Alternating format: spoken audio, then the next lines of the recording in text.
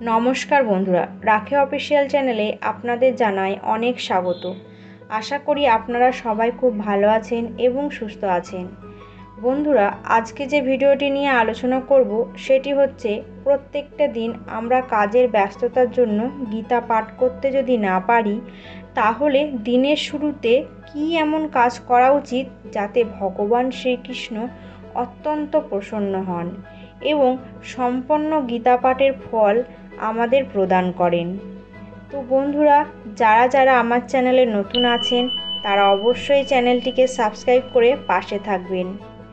বন্ধুরা, আপনাদের আজকে দুটি কাজের কথা বলবো, যা করলে ভগবান শ্রীকৃষ্ণ অত্যন্ত প্রসন্ন হবেন।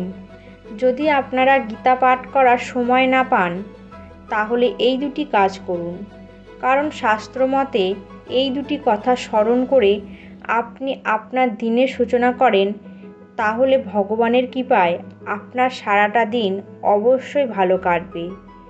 আপনার সমস্ত বাধা দূর হয়ে যাবে, না থাকবে কোনো দুঃখ কষ্ট, আর না থাকবে কোনো সমস্যা। আজ এই ভিডিওটির মাধ্যমে এমনই একটি গুরুত্বপূর্ণ বিষয় তুলে ধরব, যার থেকে আপনাদের অনেক উপকার হবে। তাই ভিডিওটি এক মনে সম্পূর্ণ দেখুন, একদমই স্কিপ করবেন না, তাহলে হয়তো কিছুই বুঝতে পারবেন না। এইবার চলুন জানা যাক সেই দুটো কাজ কি, আর অবশ্যই রোজ করা উচিত। আমরা সকলেই জানি যে গীতা হলো ভগবান শ্রীকৃষ্ণের মুখনিঃসৃত এক অমৃত বাণী, যা তিনি অর্জুনকে লক্ষ্য করে সমগ্র মানবজাতির উদ্দেশ্যে এক শিক্ষা প্রদান করেছিলেন। গীতা মাহাত্ম্যতে শ্রীকৃষ্ণ কি বলেছিলেন জানেন? তিনি বলেছিলেন, যারা এই গীতা নিয়মিত পাঠ করবে তাদের ইহকাল এবং পরকালের সকল দায়িত্ব স্বয়ং ভগবান শ্রীকৃষ্ণ নেবেন এবং সেই মানুষটির জীবনে অপার সুখ শান্তিতে ভরিয়ে দেবেন। যারা রোজ গীতা পাঠ করবে তার সকল অতীতে করা পাপ ভগবান মুক্ত করে দেবেন এবং ভগবানের কৃপায় তার শক্তি হয়ে সারা জীবন পাশে থাকবেন। এছাড়াও গীতা পাঠে আরও অনেক মাহাত্ম্য আছে, তাই পারলে রোজ গীতা পাঠ করুন। আর যদি তা সম্ভব না হয়, তাহলে দুটি কাজের কথা শাস্ত্রে বলা হয়েছে, যা করলে সমস্ত গীতা পাঠের ফল লাভ করতে পারবো।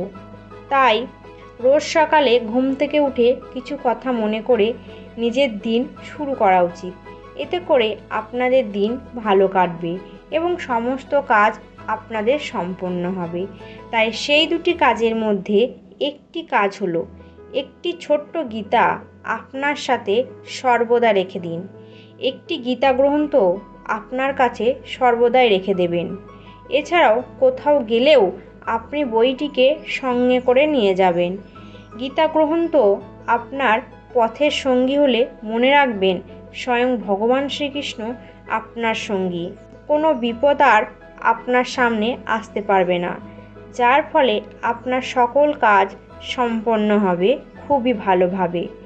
সকালে ঘুম থেকে উঠে গীতা গ্রন্থটিকে প্রণাম করে দিনটিকে শুরু করুন। প্রণাম করার সময় এই মন্ত্রটি 3 বার বলুন। ওং নমো ভগবতে বাসুদেবায় নমঃ। ওং নমো ভগবতে বাসুদেবায় নমঃ। ওং নমো ভগবতে বাসুদেবায় নমঃ। আপনি যদি আজ থেকে এই কার্যটি করতে পারেন, তাহলে এর ফল আপনি অবশ্যই বুঝতে পারবেন। তাই এই মন্ত্রটি 3 বার উচ্চারণ করে আপনার দিনটি শুরু করবেন। দেখবেন এর সুফল আপনি কিভাবে পাচ্ছেন। আর দ্বিতীয় কার্যটি হলো, আপনি যখন একটু সময় পাবেন তখন গীতার একটি শ্লোক এবং তার অর্থ অবশ্যই পড়ুন। রোজ একটা করে শ্লোক পাঠ করুন। প্রত্যেক দিন একটি করে শ্লোক পড়ুন এবং তার অর্থ বুঝুন। তাহলে তাতে করে আপনি গীতা পাঠের ফল অবশ্যই পাবেন। মনে রাখবেন, গীতার শ্লোক পড়ার সময় তার অর্থটাও আপনি যেন ভালোভাবে বোঝেন। শুধু শ্লোক পড়লেই হয় না, তার মর্মটাও বুঝতে হয়। তো বন্ধুরা, এই ছিল দুটো জিনিস যেটি পালন করলে আমরা অবশ্যই এর ফল লাভ করব। বন্ধুরা, অবশ্যই এই দুটি কাজ পারলে করবেন। আর আমার এই ভিডিওটি ভালো লেগে থাকলে অবশ্যই একটি লাইক করবেন আর কমেন্ট বক্সে লিখবেন জয় শ্রীকৃষ্ণ।